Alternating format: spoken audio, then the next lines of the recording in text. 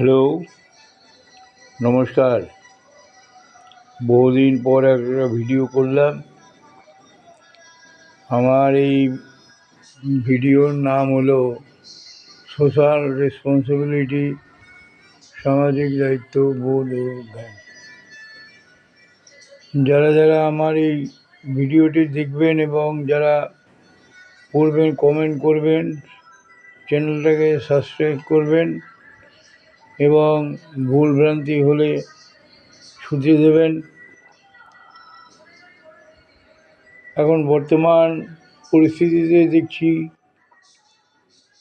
যে একজন ভদ্রমহিলাকে নিয়ে হলো কি মালহোত্রা সেসব পাচার করত পাকিস্তানে। এরকম বহু আছে যারা দেশের শত্রু। এখন একটা কথা হলো যে বাইরের শত্রুকে দমন করা যায় বা তাকে যে কোনো শাস্তি দেওয়া যায় বা যা করে, কিন্তু ঘরের ভিতরে যে শত্রুতা থাকে এটা বেঈমান, এটা বেঈমানের রক্ত হবে না কেন? 200 বছর ব্রিটিশ রাজত্ব করে গেছে, সেই তখন থেকে একটা বেঈমানির চলছে। 200 বছর রাজত্ব করে তারা সুভাষ বোসের ভয়ে তারা এই দেশ থেকে পালিয়ে গেল। আর তখন দুপাশ তা বলে তোমরা দায়িত্ব নাও, কে নেবে? দুপাশ থেকে দুটা গাদ্দার, একটা হলো জিন্না, একটা হলো নেহেরু। এখন নেহেরু যদি না নিত, জিন্না পুরা দায়িত্বটাই পেয়ে যেত। যাই হোক, দুজনে নিয়ে এলো। এখন কি করবে না, যদি একটা যদি থাকে যে শুধু পুরাই ভারতবর্ষ থাকবে, অখণ্ড ভারতবর্ষ, এবং পাকিস্তান বলে কিছু থাকবে না, তখন জিন্নাই তো পেয়ে যাবে। সেই জন্য এরা বুদ্ধি করে করলো যে দুজনে দুটো ভাগ করে নিল, এপাশ তোমার ওপাশ আমার।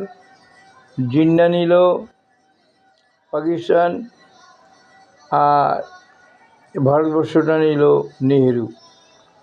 জানি না নেহেরু এখন কোন জাতের লোক, যে নেহেরু যখন এরা জিন্না নিয়েই করলো, তখন সেখানে থেকে হিন্দুদেরকে খেদাতে শুরু করলো। পূর্ববঙ্গ থেকে যারা, পাকিস্তানে তো মনে হয় হিন্দু খুব কম আছে, বাংলাদেশেই বেশি ছিল, এখন নাম হয়েছে বাংলাদেশ, পূর্ব পাকিস্তান তখন ছিল, তখন পূর্ব পাকিস্তান ছিল। তখন এই হিন্দুদেরকে ওখান থেকে তাড়ালো। এটা মুসলমান কান্ট্রি, এটা মুসলিম সম্প্রদায়ের লোক থাকবে, কোনো হিন্দুরা থাকতে পারবে না। রাতারাতি সব হিন্দুদেরকে একটা আশ্চর্য ব্যাপার হয়ে যায়।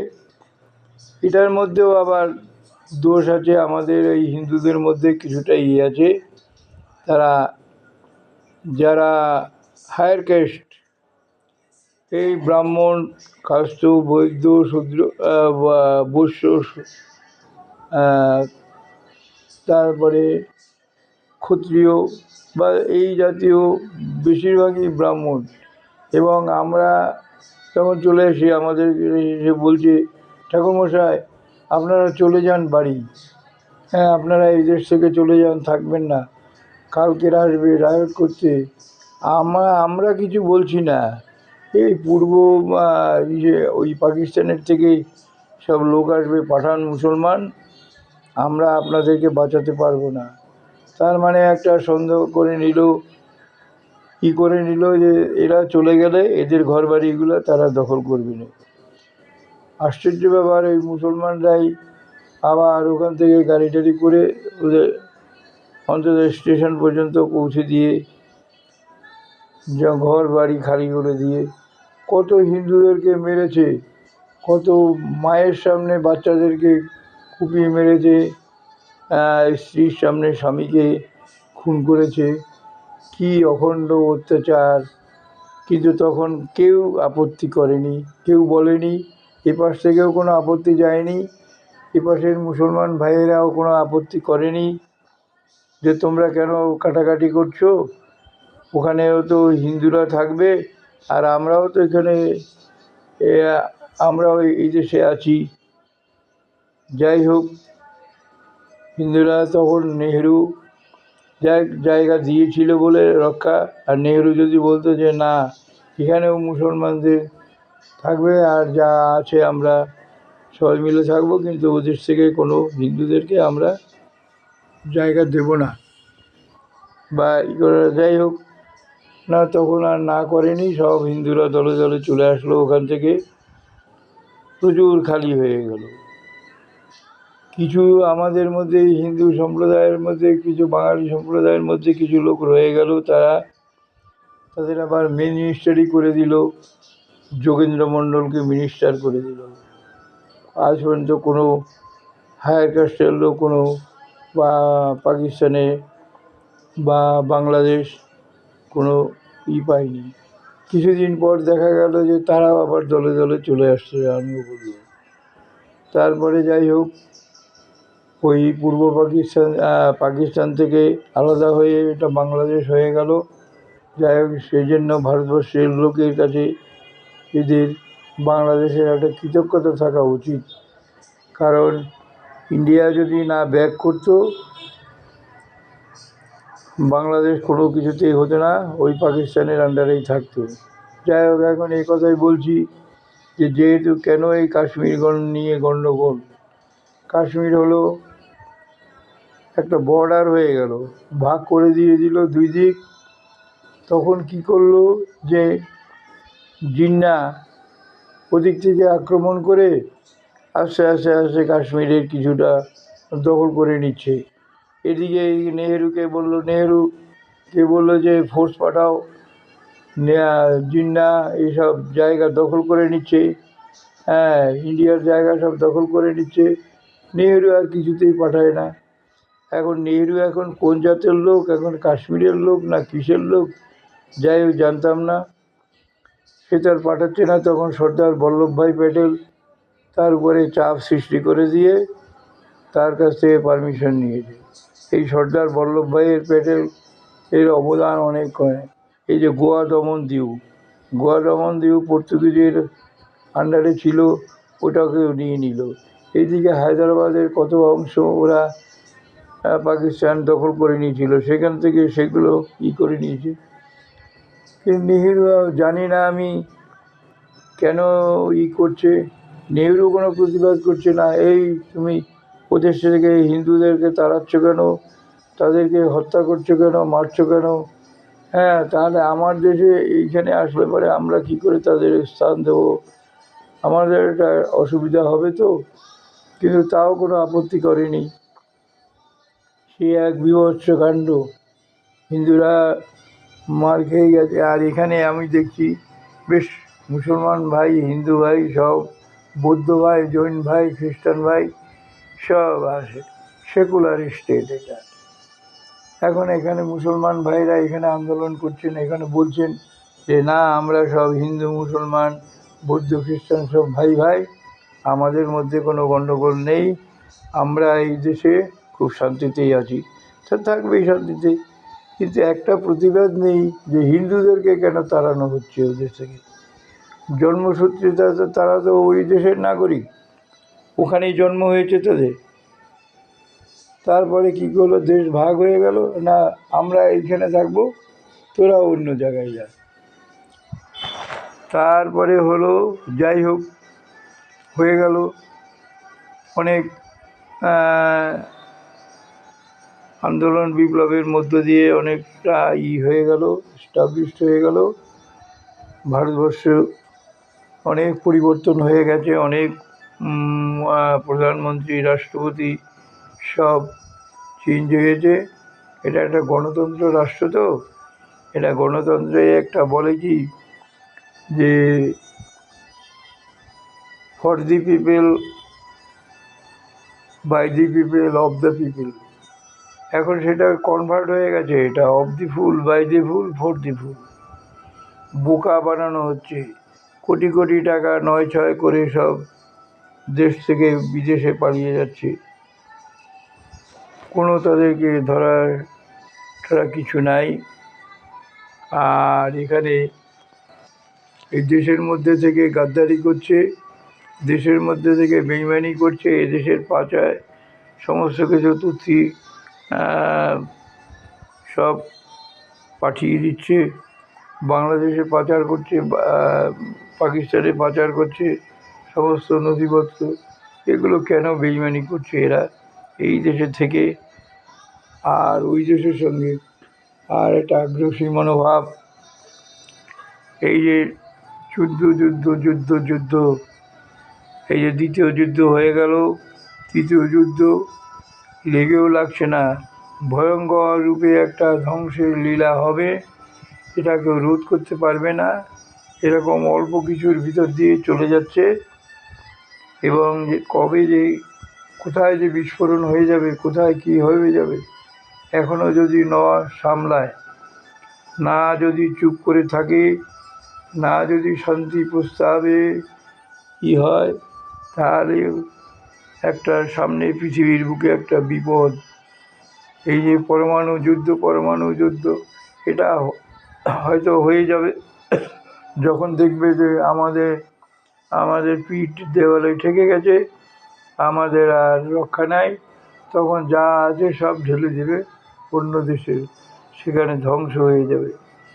ইতিমধ্যেই যে আমরা দেখছি পার্টলি কিছু দেশের যুদ্ধ হয়ে কিছু লোক মারা গেছে এবং তাদের ক্ষয়ক্ষতিও হয়ে গেছে। কিন্তু এই যে তৃতীয় বিশ্বযুদ্ধ হতেই হবে, আমাদের পরমপিতা বালক ব্রহ্মচারী বারবার করে বলে গেছেন যে এই যে দ্বিতীয় বিশ্বযুদ্ধ দেখছো, এতে খুব কম ক্ষয়ক্ষতি হয়ে গেছে, এবং আসবে তৃতীয় বিশ্বযুদ্ধ, পৃথিবীর বুকে দশনা ছড়ানো হয়ে যাবে। কারণ পরমাণু শক্তিধর এখন প্রচুর দেশ, আর এখনকার যুদ্ধের পরিস্থিতি যে যার নিজের দেশের বসে যুদ্ধ করতে পারে, এত প্রযুক্তি।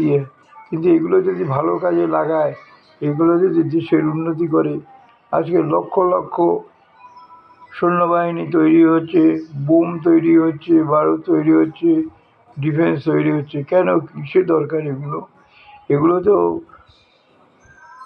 দেশের মঙ্গলের জন্য সব দেশ তৈরি করতে পারে, কেন তারা করছে না? কেন একটা আগ্রাসী মনোভাব, আমি এই দেশ দখল করব, আমি ওই দেশ দখল করব, আমি এইকে মারবো, আমি তাকে মারবো। এই যে কাজে পাহেলগাঁওয়ে একটা 26টা লোককে মেরে দিয়ে চলে গেল, 3-4 জন গুন্ডা বা উগ্রপন্থী, তারা এসেছে, তারা কবের থেকে এসে ওখানে ঢুকে আছে। ওখানকার লোক যদি তাদের প্রশ্রয় না দিয়ে থাকে, তাদের ওখানেই ছিল, খেয়েছে দিয়েছে, বাস করে দিয়ে চলে গেছে। আমাদের নিরাপত্তা বাহিনী, কাশ্মীরের মুসলমান সৈন্যবাহিনীর লোক, তারা কেউ জানতেই পারল না কিভাবে পর্যটন, একটা কাশ্মীরে কি আছে তাদের উন্নতি, তাদের তো কিছুই নেই, কলকারখানা সেরকম কিছু নেই। আবার কাশ্মীরে যায় অন্য লোক কিনতে পারবে না, কাশ্মীরি লোক ছাড়া কাশ্মীরে কোনো জায়গা জমি কিনতে পারবে না। যাই 370 যারা ছিল, এই বিজেপি গভর্নমেন্টে এসে একটা দুটো বড় কাজ করেছে, একটা ওই 3 তালাক বিল এবং এই 370 দ্বারা তুলে দিয়েছে, খুব ভালো হয়েছে। তুলে দিলে কী হবে, সেখানে তো আর কেউ যাচ্ছে না জায়গা কিনতে, আর কেউই করছে না, কিন্তু সেইখানে উগ্রপন্থীরা পাকিস্তান থেকে এসে তারা ওখানেই শেল্টার নিয়েছে, এখানে মেরে। আরে কাশ্মীরের লোকের বোঝা উচিত যে তাদের তো পর্যটনের উপরে নির্ভরশীল, যত লোক যাবে পর্যটন যাবে, তাদের হোটেলে থাকবে, নৌকায় চাপবে, গুলমার্গে কিসে চাপবে, সমস্ত কিছু তো তারাই মেনটেন করছে, তাদের 2 পয়সা ইনকাম হবে। আর এছাড়া ওখানে কিসের ইনকাম হয়? কাশ্মীরের লোকের বোঝা উচিত যে না আমরা কোনো উগ্রপন্থীকে এইখানে আশ্রয় দেব না, প্রশ্রয় দেব না, তারা নিজেরা লড়বে। এদিক থেকে দেখা গেছিলো সত্যিকারেরই একটা যদিও বিদেশি লোক, তারা আমাদের দেশ নির্ভয়ে শাসন করে গেছে। আর যখন বুঝতে পেরেছে যে আমাদেরকেও মারার চেষ্টা করছি, সুভাষ বোসের প্ররোচনায় আমাদেরকেও মারতে, তখন তারা চলে যায়। তাদের দেশের একটা লক্ষ্য ছিল কি, এই যে চুরি ডাকাতি এরকম রাস্তাঘাট এরকম উগ্রপন্থী ছিল না। যদি যেখানে হবে মনে হয় কোথাও যদি একটা মনে করেন ডাকাতি হয়ে গেল বা কোথাও একটা চুরি হয়ে গেল, রাস্তার আশেপাশের লোক যারা আছে প্রতিবেশী তাদেরকে ধরে এসে পিটাতো, বলে আমাদেরকে মারছেন কেন? বলে তোরা কেন আপত্তি করিসনি, তোরা কেন বাধা দাসনি, তোরা কেন ঝাঁপিয়ে পড়িসনি? তাই তাদের নিশ্চয়ই হাত ছিল, যার জন্য ওখানে এসেছে। বহু সময় লাগে নাকি, আগে শুনেছি একটা ইসের ভিডিওর মধ্যে, বহু সময় লাগে ওদেরকে আসতে, জঙ্গল ফঙ্গল পেরিয়ে নদী নালা সমস্ত ক্রস করে এসে তারপরে যতদিন থাকবে সঙ্গে সঙ্গে তো পাবে না, একসঙ্গে অত লোকগুলোকে পেয়েছে, মেরে দিয়ে চলে গেছে। এগুলো উচিত নয়, এগুলো সবাই সজাগ থাকুন। আর হিন্দুরাও ভাই, মুসলমানরা ভাই, বৌদ্ধ ভাই, জৈন ভাই, খ্রিস্টান ভাই, সবাই মানুষ, সবাই রক্ত লাল। সবাই কবে বুঝবে, কবে এই লোকের মধ্যে চেতনা আসবে যে আমরা সবাই ভাই বোন, যে যে দেশে আছো সে সেই দেশে থাকো, জন্মসূত্রে তুমি ওই দেশের নাগরিক, ওই দেশের কর্মকর্তা যারা আছে, যারা দেশে দেখাশোনা করছেন, তারা সেখানে পালন করবেন মাতৃস্নেহ পিতৃস্নেহ। কিন্তু না, সব চলে আসছে একটা আগ্রাসী মনোভাব নিয়ে, আমি ওই দেশ আক্রমণ করব, ওই দেশের কত লোক ক্ষতি করব। এসব নিয়ে নিজেরা একটু নিরস্ত্র থাকুন, শান্তির প্রস্তাব আনুন। রাষ্ট্রসংঘ বলে আপনাদের একটা যে সংগঠন তৈরি হয়েছে, সমস্ত দেশের যারা কর্মকর্তা আছেন তারা এক জায়গায় বসে, যে পৃথিবীতে আর কোনো রকম যুদ্ধ হবে না, যার যার যা পরমাণু আছে ও সমস্ত কিছু সব ধ্বংস করে দিয়ে সে ওই টাকা দেশের উন্নতির জন্য যাতে লাগে, এবং দেশের যাতে সবাই যাতে ওই টাকায় যাদের উপকৃত হয় এবং থাকে। আমাদের যখন প্রধানমন্ত্রী অটল বিহারী বাজপেয়ী ছিলেন, তিনি তখন পাকিস্তানের যে প্রধানমন্ত্রী নবাব শরীফ, না তখন কে ছিলেন জানি না, তাকে বলেছিলেন যে আপ কাহে ऐसा उग्रपंथी भेजता है और काहे इधर का इंडिया का क्षति करने का मांगता है। अरे वो जो रुपया लेके आप उग्रपंथी पोसता है, वही रुपया लेके आपको देश का डेवलप करिए। কিন্তু সেইগুলো হচ্ছে না। তারা কি করছে, উগ্রপন্থী ছেড়ে দিয়ে ইন্ডিয়ার ক্ষতি করার চেষ্টা করছে। ক্ষতি করবে না, ওই টাকা পয়সা খরচা করে যার যার দেশের উন্নতি করো। তাই বলছি জাতিসংঘের কাছে রিকোয়েস্ট, আপনারা সবাই মিলে বসুন, আর যাতে যুদ্ধ না হয়, আর যাতে লোক ধ্বংস না হয়, আর যাতে কেউ না মরে। জয় হিন্দ, জয় ভারত। শান্তি চাই, শান্তি চাই, যুদ্ধ নয়, শান্তি চাই। জয় হিন্দ। এখানেই শেষ করলাম। আশা করি আপনাদের যদি ভিডিওটা ভালো লাগে আপনারা সাবস্ক্রাইব করবেন এবং কমেন্ট করবেন, ভুলভ্রান্তি হলে আমাকে শুধরে দেবেন।